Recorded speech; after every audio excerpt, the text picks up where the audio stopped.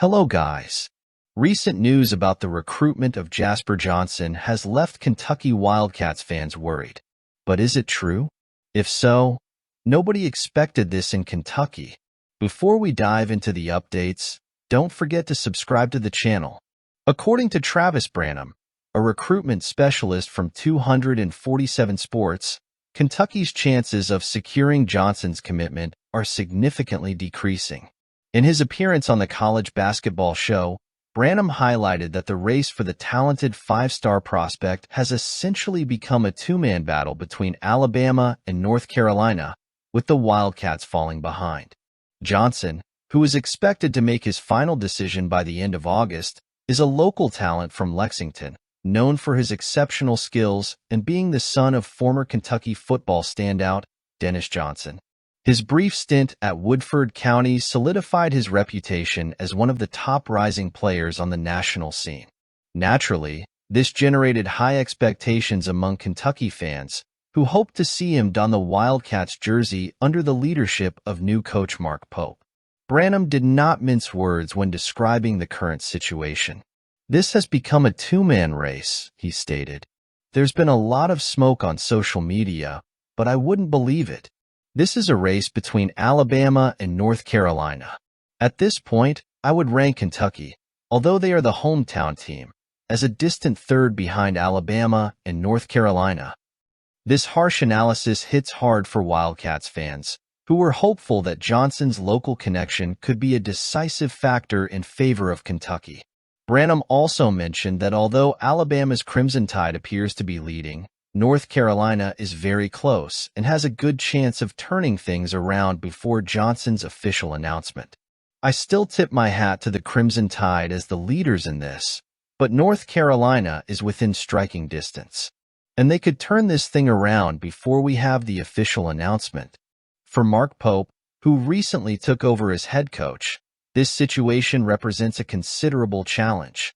Pope, who has been striving to strengthen Kentucky's basketball program, is facing fierce competition in his first major recruiting test. Although he started recruiting Johnson just a few months ago, losing such a promising local talent would be a significant disappointment for the Wildcats. Let's try to bring this guy on board. When Mark Pope took over the helm at Kentucky, he quickly dedicated himself to strengthening the team through the transfer portal. In less than 2 weeks, Lamont Butler, a talented point guard, joined the Wildcats, marking one of the most significant acquisitions of this new era for Kentucky basketball. Butler, who had recently led San Diego State on an exhilarating run that culminated in the Sweet 16, decided to enter the NCAA transfer portal shortly after the season ended.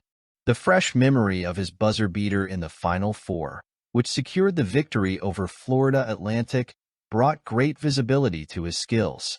Now, those same skills will be showcased on an even bigger stage in Lexington. Butler's quick decision to transfer to Kentucky was no surprise to those who followed the process. "As soon as I entered the portal, Kentucky was one of the top schools that reached out to me," Butler revealed. "I think I committed maybe 3 or 4 days after entering the portal.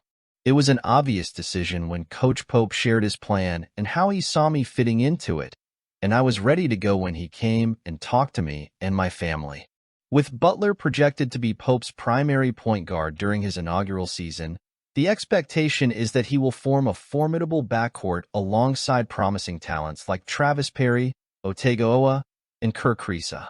Additionally, with versatile players like Jackson Robinson and Kobe Brea on the wings and 3 robust big men ready to contribute, Butler will have a wide range of options to lead the Wildcats offense.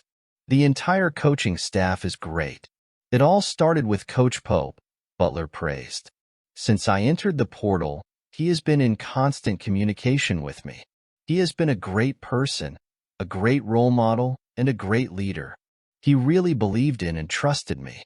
This is true for other coaches as well. Coach Cody Fuger is the offensive genius who is there every day. Coach Jason Hart, I've known for a while. He recruited me at his previous school, USC, so there's a kind of relationship there. Butler, who has always followed Kentucky's basketball program, traces his memories back to the early years of the John Calipari era, with stars like John Wall and DeMarcus Cousins. For Butler, these were the players who sparked his interest in college basketball, and now, he will have the opportunity to hone his skills in the same environment where these legends excelled. We are all in with Butler. And to wrap it up, let's talk about football. Gavin Wimsatt is quickly becoming a central figure in the Kentucky Wildcats' preparations for the 2024-25 season.